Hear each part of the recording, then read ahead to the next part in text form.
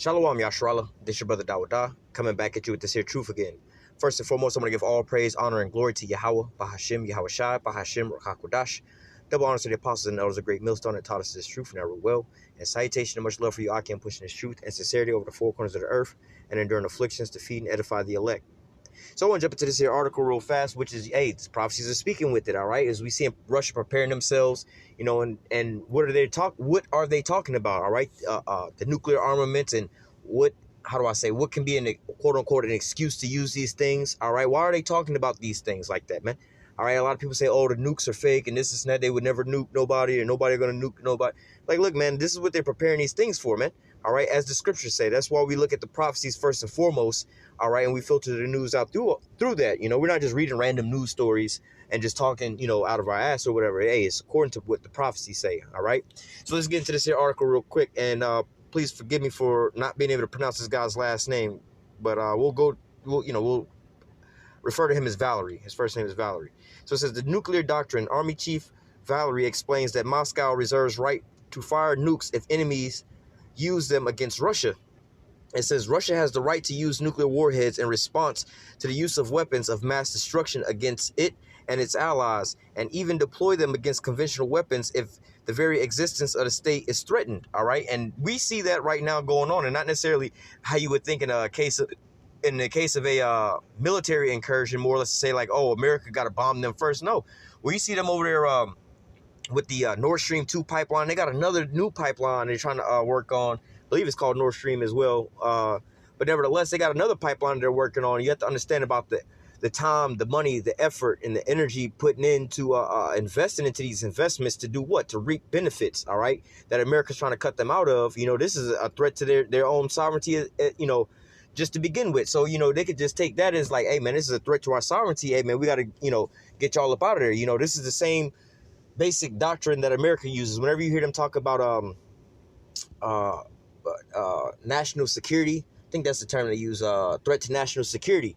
All right, what you would think about that is like, oh, somebody coming over and invading America. But ultimately what that phrase means to them is to keep the secure America as, you know, the top dominant country. All right, their hegemony, you know, like, let's say if he was to undermine them with their petrodollar, all right, i.e. Saddam Hussein, Muammar Gaddafi, all right, when they want to try to change selling their oil on a different currency, guess what happened to them? You know, America, it was a threat to their national security, but it wasn't a threat to the American borders or the American people, but it was taking money out of America's pockets. So they went over there and they wound up invading those countries. All right, so, hey, Russia could be doing the same thing, you know. But it says that according to this guy, the General Valerie, says the head of the Russian armed forces speaking to the Moscow Conference on National Security on Wednesday. Valerie has been in his post since 2012 and was sanctioned by the EU in 2014 for allegedly threatening the territorial integrity, sovereignty, and independence of Ukraine. All right, in which this is all blasphemy anyway, because this is part of their country. All right, like, you know what I'm saying? It's like, yo, this is a part of their country. You know, all of a sudden that, you know, Russia's threatening, you know, the sovereignty of Ukraine when these people really wanted to go over there, wanted to be back with Russia. But, you know, America set up their little puppets over there and try to make it seem like, nah, they don't want to be over there with them. All right. But these are Russians over there. It says the country's nuclear policy is purely defensive in nature, Valerie explained. However, Russia reserves the right to use nuclear weapons in response to the use of nuclear and other type of weapons of mass destruction against it or its allies. All right, which, you know, Syria is one of their allies. Iran is one of their allies. You know, they have different allies around the globe. And you also have like some of their people like Turkey, which is a NATO member. All right, which is being more friendly with Russia right about now. All right. And it says, let me just go back up. It says Russia reserves the right to use nuclear weapons in response to the use of nuclear and other types of weapons of mass destruction against it and its allies. And in the case of aggression against Russia using conventional weapons when the very existence of the state is threatened. All right. So like I said, not only, you know, running up on them militarily, but also trying to overthrow them like you see them with these, how do they call them? Those where they basically, the so-called people uprise and overthrow the governments, which these things are being fabricated by, you know, or like a coup. You know, America goes in there with their paid protesters and things like that and say, oh, the government's starving us out. The government's killing us. And then they asking for so-called international help. So America goes over there. You know, this is what happened over there in Syria, you know. But nevertheless, America wound up arming those people and everything like that, and propagated that whole uprising, all right, and said that, oh, well, the people want to, the people want to, want to overthrow Bashar al-Assad, but really that wasn't the case. America just went over there and was propagating those things, all right? It says he also emphasized the condition for using nuclear armaments are very limited and strictly regulated. Salakia, give me 1 second. All right, going back, it says he also emphasized that the condition for using nuclear armaments are very limited and strictly regulated.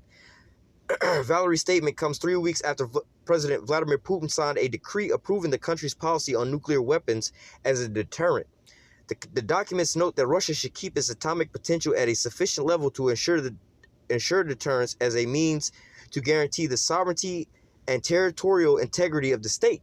So, hey, man, when you're going into the fact of you're trying to cut Russia off from getting money from exporting oil, all right, selling weapons like the S-400 to their own people that they got agreements with and everything like that, this is threatening their sovereignty, man. All right, and the existence of them being able to not to say raise funds, but make money, all right? Russia views nuclear weapons exclusively as a means of deterrence and the use of which extreme force measure, the policy says. All right, and I think that's pretty much all we're going to read here.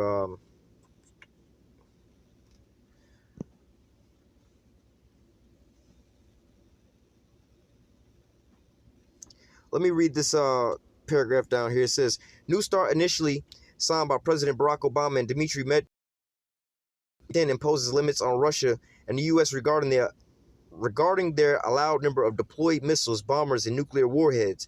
It also places restriction on intercontinental ballistic missiles and submarine launch ballistic missile launchers. All right, so they had a treaty. All right, and I believe it was Trump that wound up stopping it, but now they're trying to get back with it again. All right, with Putin and Biden right now. But then they don't necessarily want to talk with each other. But nevertheless, let me read it. It says during the same speech on Wednesday, Valerie addressed the New START arms reduction treaty, which was prolonged by Putin and his American counterpart Joe Biden earlier this year. According to the Army chief, New START, the only international agreement on arm controls that still exists, and noted that the 5-year extension has helped with strategic stability. So again, going into these things, like they say, when they should say peace and safety, then shall sudden destruction come upon them. All right, but ultimately, let's get into these here prophecies. All right, because like I said, man, ultimately, we're guided by what? The prophecies. All right, well, let me start there first real quick. Not trying to make this too long. This is Habakkuk 2 and 3. It says, for the vision is yet for an appointed time, but at the end it shall speak and not lie, though it tarry, wait for it, because it will surely come, it will not tarry. And I remember way back when I had, was not even in the truth yet, but just waking up to the truth. At that point in time, looking around at the political stage, I'm like, well, Russia's not even in a position to wage war against nobody. Their military is crap. They don't even, they're not in a position to export any oil or any kind of goods or anything like that. They weren't a superpower at that point in time. Actually, this was going back way further than that, around 2006, 7 or something like that. They were pretty much a third world country, but nevertheless, Vladimir Putin came into office, and then they started raising the value of their currency. All right, started exporting. Like recently, they just started exporting oil. All right, which they got one pipeline already ran. Now they're trying to get this Nord Stream 2 pipeline, which they want to start selling oil to Germany and things like that, and other parts of Europe. All right, now they've been, which we'll grab it in the scriptures. They've matter of fact, let me just go there real quick. Ezekiel 38 and 7. Well, let me go. I just got to start up because I was just explaining all this. So this is going into Russia. Ezekiel 38 and verse 4 says, I will turn thee back and put hooks into thy jaws and bring thee forth in all thy army. So going back into putting the hooks into the jaws, right, and bringing them back. Like I said, Russia was like a third world country. You have to understand about what happened, what position they were in with Joseph Stalin and all them. They was a superpower back then. All right, but then you had the Cold War after World War II, all right, where, like I said, America basically went in, and not with a hot war, not like they was going in there just bombing them or nothing like that, but like I said, they know how to go in there and overthrow the governments and things like that, pay off the corrupt politicians and have the politicians just sit there and deplete the country and everything like that, all right? But basically, they became like a big ass third world country. All right, they wasn't really exporting nothing to any other country. The majority of the people out there was living in poverty and things like that. The military hadn't been upgraded for a long ass time. They were still using like things that came up out of well, the weapons they had in the Cold War, which they developed. Just they kind of upgraded the weapons that they had from World War II, because at the end of World War II, America and Russia pretty much sacked uh, Adolf Hitler's stockpile of weaponry, all right? And America was still advancing all that technology that they had, but Russia, they didn't have the money. Like I said, America went over there during the Cold War and propped up their own people over there, which they didn't spend money on infrastructure, economics, military, and any of these things. But like it says, I will turn thee back and put hooks into thy jaws, all right? And then you also had like the USSR, all right, which was a big nation. This is why I was saying, like, the Ukraine, this is part of Russia, but like I said, they went in there and worked on them, all right, and everything like that, to pretty much break them all down. Now you see the hooks being put into their jaws. When you go back to when Vladimir Putin was getting into office, this is when all these things started being built back up. And as you see, under I believe it was Barack Obama's time, just giving you a time frame, this is when they started advancing these nukes and things like that, like the Saramat 1 or the Satan 1 missile and the Satan 2 missile. All right, this is when they started advancing, like I believe it was the S-125, to where they developed what they had an S-250 to like what they called like the S-300, which you see that they export to certain nations now, like Syria. All right, like I was saying, when America went up into Syria, all right, they was basically trying to stop them from putting a gas pipe, Russia from putting a gas pipeline through there. All right, and they wanted to take those resources, and America was like, well, when they went through Libya and Tripoli, I forgot what it was called, the Benghazi scandal with Hillary Clinton. This is what they was doing. They was going in there and arming so-called moderate rebels into Syria, all right, where they had the Free Syrian Army and everything like that, fighting against Bashar al-Assad and his military. And it was like, oh, Bashar al-Assad is killing his people. This is the narrative they was giving the world, so the world would have some kind of remorse and would allow and turn the other eye, for America to go in there and start bombing the hell out of Syria and infrastructure and the oil and everything up out of Syria. But what happened? Russia was being an ally, a guardian to these other nations, all right? And they went over there with the S-300, which, pretty much took out America's air superiority, and from them launching bombs over there. And now you don't hear anything left about Syria right now, right? Because Russia stood up and started being a guardian to these other nations, their allies, right? So it says, I will turn thee back and put hooks into thy jaws. I will bring thee forth in all thy army.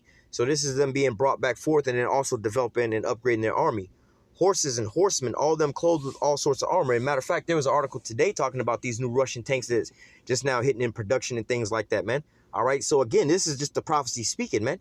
All right. It's not lying. Like I said, some years back, maybe 10 years back or something like that, 2006, 7, around that time. Like I said, Russia was like a third world country. They military equipment and everything was like kind of old. Wasn't until like I said, the time frame Barack Obama got into office where these things started, getting built up. I believe right at the tail end of George Bush's run, all right, is when Vladimir Putin came into office. All right. So it says, I will turn thee back and put hooks into thy jaws, bringing them back to that USSR state, bringing back their nations, the countries that they want. All right. And there's another article in the news today talking about how they're still trying to pose basically membership to Poland. All right. Into NATO, all right, which, again, I was reading an article, Russia has the right to use nuclear weapons, all right, to, to maintain stability and things like that. Well, you got to understand, these nations are right there, like Ukraine and Poland and shit.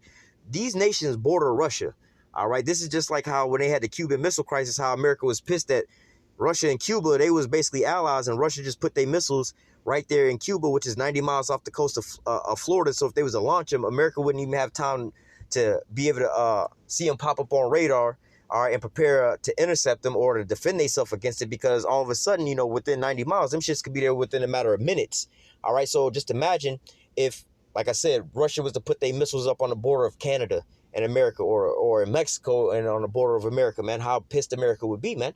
But this is what you're seeing going on right now, where America's trying to entice these nations that's right there, which is old Russia territory anyway.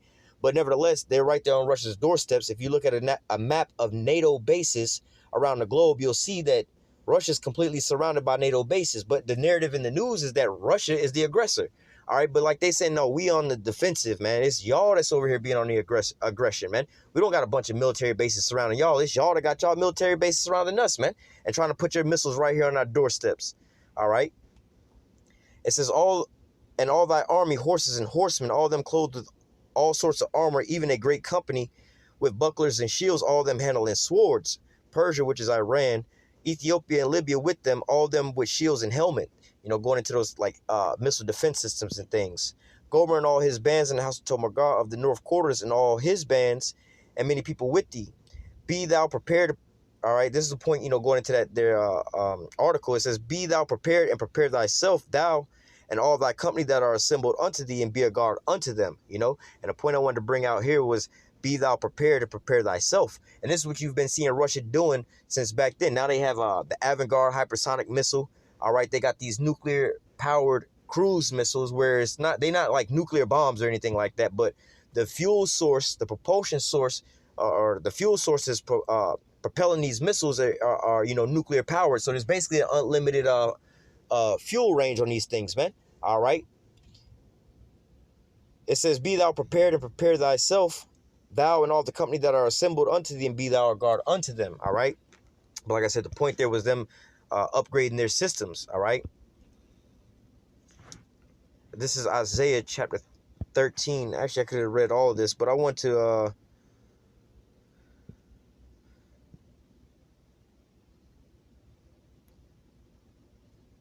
let me start from verse 5 just for time's sake. I got a couple more precepts I want to read. It's going to I don't want to take too long. It says Isaiah 13:5. It says, they come from a far country. All right, letting you know that these are those what they call intercontinental ballistic missiles. All right, they come from a far country. All right, they come from a far country, even from the end of heaven. And if you was to take like a globe, right, where you see like Alaska and Russia pretty much touching one another, they're very close to one another. All right, but if you take that globe and you spread it out like a regular 2D map, you'll see one is at one far end of the globe, the other one is at the other far end of the globe. All right. So, and they're not going to launch these missiles like all the way across the globe like that. They go up into space and they come back down. They could just literally just launch it straight over the North Pole, like up into space and come back down over the North Pole. That would be their shortest route. All right. It says they come from a far country, even from the end of heaven, even Yahweh and the weapons of his indignations to destroy the whole land. So now it says even Yahweh and the weapons of his indignation. So these are the Lord's weapons. These are the weapons that the Lord has created for what? To destroy the whole land. All right. Now you have to understand what type of weaponry can destroy, large pieces of land. All right. These one nuclear missile, man, because what you see as these nuclear missiles are actually just a vehicle. But inside those nuclear missiles, those vehicles, they have the warheads, and they can be up to 15 different warheads in there. All right. And they dubbed the Satan 1 missile. I believe they called it the Texas Killer, because just one of those little missiles that you would see, not little, but one of those missiles you would see on the back of that launcher could take out the land the size of Texas. All right, with 15 different warheads on the inside, man. And that's just launching off one of those bad boys. All right. So it's not far-fetched that if they was to bombard this place like we'll try, Lord's will, we'll be able to get to, if they was to launch all that they had, basically this whole land would be just, well, like the scripture says, it's going to be turned into the lake of fire. All right. From coast to coast, this whole land is going to be destroyed. All right. Let me read that part again. It says, verse 5, and they come from a far country, from the end of heaven, even Yahweh and the weapons of his indignation to destroy the whole land. All right. So, hey, this is the point in time, that the Lord spoke about of the destruction of Babylon the Great. And these are the tools and the people that he's using to do this. So as we read in Ezekiel 38 about preparing thyself. All right. Why would, you seeing all these things shape up? Why would you even, think that this place is going to go on forever, man? You see the collapse of it over here. Jake is waking up. Russia's preparing themselves. All right. You see them developing the space programs. Hey, measuring the time diligently in itself, man, we know that we at the end because, wow, the prophecies are speaking loud and clear. And they're not lying, man. Now everything is lining up right on time, man. All right, the MOB is being prepped and pushed. All right. Let me read through this really quick. It says, how ye for the day of Yahweh is at hand, it shall come as a destruction from the Almighty. Therefore shall all hands be faint, and every man's heart shall melt. And they shall be afraid, pangs and sorrow shall take hold of them, and they shall be in pain as a woman that travaileth. They shall be amazed one at another. Their faces shall be as flames. Why is their faces like flames? Because this is when that nuclear wall of fire is going to come up and burn their ass up, man. It says, behold, the day of the Lord cometh cruel, both with wrath and fierce anger, to lay the land desolate, and he shall destroy the sinners thereof out of it. The stars of heaven and the constellations thereof shall not give their light. The sun shall be darkened and is going forth, and the moon shall not cause her light to shine. So you got to imagine, like when 9/11 happened, those towers left, they put up a big smoke plume up into the air when they collapsed. All right, that could be seen from space, even on the satellites and things like that, man. And those were just basically two buildings that wound up collapsing, right? Now imagine, and like I said, those were just two buildings. It was really three buildings, but let's just say two buildings, and just from that, it wasn't no nuke that went off or nothing like that. So imagine a nuke that would level that whole area like that, just one nuke, all right, just one warhead, all right. Just now, then imagine 15 warheads in that same area, man. The whole place of New York would be gone, all right. So, or just imagine, they call it the Texas killer. So imagine all of Texas getting blown off the face of the earth with just one launch, all right. That's going to put an immense amount of smoke up into the air. All right, and once it go up high enough, it gets caught up into the atmosphere and things like that. With all these missiles going off at once, they have what they call a nuclear holocaust or a nuclear winter. All right, where the sun and the moon and the stars be darkened out because all this here smoke is up into the air. All right, and it start raining down nuclear ash and everything like that, man. All right, to make the land waste. So like I said, hey man, even though we know this whole place is gonna be destroyed, from the nukes and everything like that. But even if there wasn't parts that was so-called touched by the nukes, let that nuclear ash rain down into a water supply, man. That water supply and everything it touches is going to be destroyed, man. All right, radiation start hitting the land and the trees and the animals around it would be destroyed as well, too, man. All right, so even if the missile don't get it, which we know the missiles is going to eat up all this here stuff over here anyway, all right, those missiles are still, created to destroy the whole land. All right, the Lord said, I've created the waster to destroy. All right, let me jump that for a second. Verse 13, therefore will I shake the heavens, and the earth shall remove out of her place, and the wrath of Yahweh of hosts in the day of his fierce vengeance.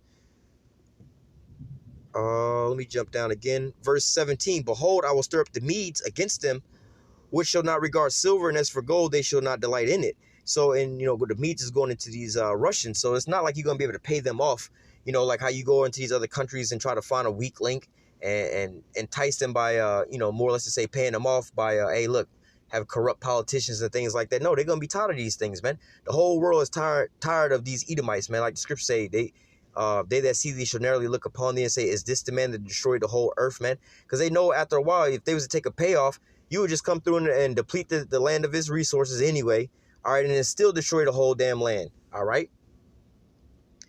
Verse 17 again, it says, behold, I will stir up the Medes against them, which shall not regard silver, and as for gold, they shall not delight in it. Their bow shall also dash the young men in pieces, and shall have no pity upon the fruit of the womb, that I shall not spare the children. All right, let me keep reading. And Babylon, the glory of kingdoms, the beauty of the Chaldees' excellency, shall be as when the Most High overthrew Sodom and Gomorrah. All right, so hey, they're not going to have mercy on the men, women, children, the elderly, the young, because why? These missiles ain't got no... they're no respecter of men, for lack of better words, man. All right, if a nuke go off, it's not going to be like, there's a child over there. We're going to just kind of swerve and not hit them. No, everything's getting ate up, man. All right, once they launch them off, man, there's no discrimination. And ultimately, this is a point in time now, I remember maybe a year or two back where Vladimir Putin was pleading with the American people saying, like, hey, man, get your people, man. Like, we don't want to have to push the button, but if y'all leaders keep pushing us to it, man, we're going to push the button. A lot of y'all going to die, man. We don't want to do it, but we'll do it. But it's going to get to a certain point, like I said, man, Russia's already being surrounded by NATO and their military. America's nuclear stockpile is surrounding them.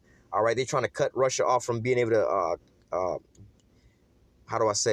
create money. Not to say create money, but like sell oil for a profit, man, to be able to sustain and build up their own nation and things like that, trade on the international scale, sell defensive weapons, all right, and things like that. Hey, America don't want those things to happen, all right? Verse 20 says, it shall never be inhabited, neither shall it be dwelt in from generation to generation. Neither shall Arabian pitch tent there, neither shall the shepherds make their fold there. All right, so it says, so it's not going to be inhabited, neither shall it be dwelt in from generation to generation, because this here land is going to be wiped off the face of the earth. It's going to be left as a memorial of what not to do. All right, and it says, neither shall the Arabian pitch tent there. So you'll have some of these people, especially these Christians, that say Babylon is modern day Iraq, which, yeah, Babylon, at a certain point in time, Babylon was modern day Iraq. All right, but now this is talking about a whole different Babylon, like it says here, Arabians shall not pitch tent there no more. All right, you have these Arabs living over there in Iraq to the same day, man. So we know that's not talking about there. All right, and that Babylon wasn't destroyed by fire, man. All right, it's still there to this day, man. All right. Let me jump over to the book of Jeremiah, chapter 50, and verse 7. No. Verse 9. It says, "For lo, I will raise and cause to come up against Babylon an assembly of great nations." So this is let me keep reading. It says, "For I will raise and cause to come up against Babylon an assembly of great nations from the north country." So, you know, as we were reading Ezekiel 38 about being a guard unto these nations, all right, they're going to be headed and led by Russia, which Russia is going to be a guard to these other nations, which is going to make Russia like the head, and the other nations are going to fall in line. All right, so it says, "For lo, I will raise the cause to come up against Babylon an assembly of great nations from the north country, and they shall set themselves in array against her. From thence she shall be taken." All right, it's talking about when it says from thence she shall be taken, you know, giving credence to what they call intercontinental ballistic missiles, because they have missiles they can launch from over there that'll still hit over here. All right. It says their arrow shall be as a mighty expert man, none shall return in vain. All right. So these missiles are going to hit all their targets, man. You have these what they call now smart missiles, like the what was it, the Satan 1? I forgot what it could do, but it was either Satan 1 or the Satan 2. But nevertheless, you know, this missile could change its trajectory while it was already in flight. So, you know, they could basically, how they would do it in the olden days is like, you know, a missile would be shot off and you could calculate from the arc, the speed, the height, and everything like that, where the missile would be at a certain time. So what you would do is you would shoot your missile off, all right, at the same, you know, in the same path from a distance, and you know, hope that they collide, and that's going to deter you from that. All right. But see, America don't have anything like that that can you know, chase these things down. So all Russia has to do is launch off their missiles. All right, America picks it up on their radar and shoot off their missile, then put it in this path so they'll collide with one another. And then all of a sudden, you know, the Russian missiles, you know, because they're smart, none of them gonna miss their mark. All right, all it is gonna do is change its path. You know, speed up a little bit, slow down a little bit, move a little to the left, move a little to the right, move up a little, move down a little, so it'll never cross paths with the missile that was sent to shoot it out of the sky, man. All right. It says their arrow shall be as a mighty expert man, none shall return in vain. And the Chaldees shall be spoiled, all that spoil her shall be satisfied, saith Yahweh. All right, let me jump down. Verse 14, it says, "Put yourselves in array against Babylon round about, all ye that bend the bow." So this is telling these nations, all the nations, you know, basically to surround America. All right, and shoot all your arrows at her. Don't spare no arrows. Shoot all the arrows that you got in your stockpile, basically all your missiles. All right, so it's not really going to be a reduction of these missiles and things like that, man, because ultimately this is how they're going to all be used up for the most. Basically, all of them going to be used up. All right, because the scripture here say, "Hey, spare none." All right. It says, "Shout against her round about. She hath given her hand. Her foundations are fallen. Her walls are thrown down. For it is a visitation of Yahweh. Take vengeance upon her as she have done, do unto her." Let me jump down a little bit more because I just want to touch in on these nukes. All right. Well, let me read from 22. It says, Jeremiah 50 and 22. "A sound of battle is in the land and of great destruction." All right. And when have we heard this? Never. All right. Right now we're in a time of wars and rumors of wars. Right. So this is the buildup of it. All right. But it says a sound of battle is in the land and of great destruction. So we're slowly but surely getting to this here point in time where, you know, it's going to be an all-out war. All right. It says, "How is the hammer of the whole earth cut asunder and broken? How is Babylon become a desolation among the nations? It says, I have laid a snare for thee, and thou art also taken, O Babylon, thou wast not aware. Thou art found and caught, because thou hast striven against Yahweh." It says, so, you know, this is that, you know, part of the snare. You know, oh, they're going to make this here treaty, break this here treaty. We're going to surround Russia with their NATO allies. We're going to try to cut them off with this here Nord Stream 2 pipeline and things like that. All right, well, we'll start writing laws. If y'all start threatening our sovereignty and things like that and our independence, you know, we reserve the right to sit there and hit y'all with this here nuke, man. It's not just a defensive weapon or, you know, things like that. It's also a deterrence, you know, to make sure that we're, you know, we'll be able to thrive. All right. Verse 25, "Yahweh hath opened his armory and hath brought forth the weapons of his indignation. For this is the work of Yahweh of hosts in the land of the Chaldees." So this is what the Most High purposed against her, all right? Come against her from the utmost borders, open her storehouses, cast her up as heaps, and destroy her utterly. Let nothing be left.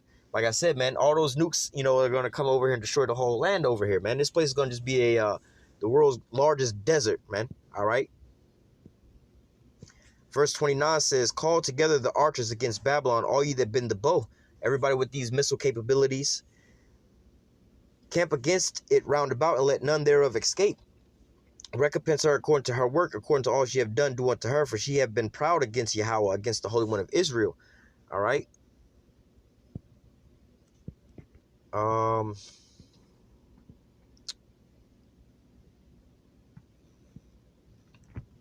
Let me read 40. As the Most High overthrew Sodom and Gomorrah and the neighboring cities thereof, saith Yahweh, so shall no man abide there, neither shall any son of man dwell therein. Behold, a people shall come from the north, all right, and a great nation, and many kings shall be raised up from the coast of the earth. So when Russia comes through with these missiles, man, it's going to put America up out of their position, man, all right. They shall hold the bow and the lance. They are cruel. They shall not show mercy. Their voice shall roar like the sea, and they shall ride upon horses. Everyone put in array like a man to the battle against thee, O daughter of Babylon. All right. And so this is, the end all be all goal for America, man. These nations are starting to look at America in disgust, man. All right.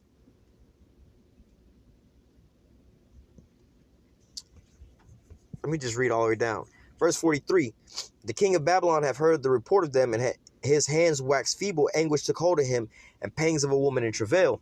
Behold, he shall come up like a lion from the swelling of Jordan into the habitation of the strong, but I will make them suddenly run away from her. And who is the chosen man that I might appoint over her? For who is like me, and who will appoint me the time?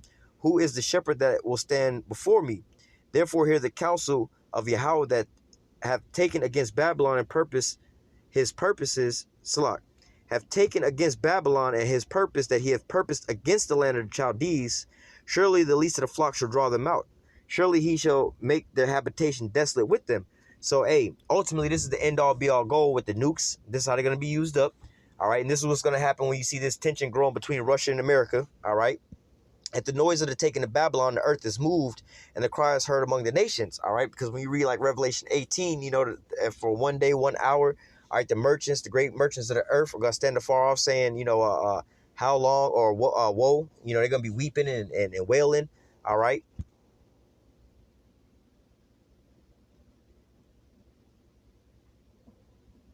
Let me just read this and we'll close out, because there's a lot we can read here. But Jeremiah 51 and 1 through 3 or 4, it says, thus saith Yahweh, behold, I will raise up against Babylon and against them that dwell in the midst of them, that rise up against me and destroy and win. All right, that's when those nukes start running through the land. All right, and I will send unto Babylon fanners that shall fan her and shall empty her land. For in the day of trouble they shall be against her round about, and against him that bendeth the ark, and against him that bendeth let the archers bend his bow, and against him that lifted up his brigandine, and spare ye none of her young men, destroy ye utterly all her host. All right, and this is exactly what all these nukes are going to wind up doing. Thus the slain shall fall in the land of the Chaldees, and they are thrust through in her streets. So as we were reading in this article about how, they have the right to defend themselves and everything like that, man. All right, it's not just selling wolf tickets, man. This is ultimately how America's going to be taken down. They refuse to back up off of taking over the whole world, because ultimately this is all prophecy. This is what Esau basically was prophesied to have dominion over the whole earth. And he pretty much has it all. But when we read, let me just grab it real quick. We'll close out with that. Job 20 and 20 or 22.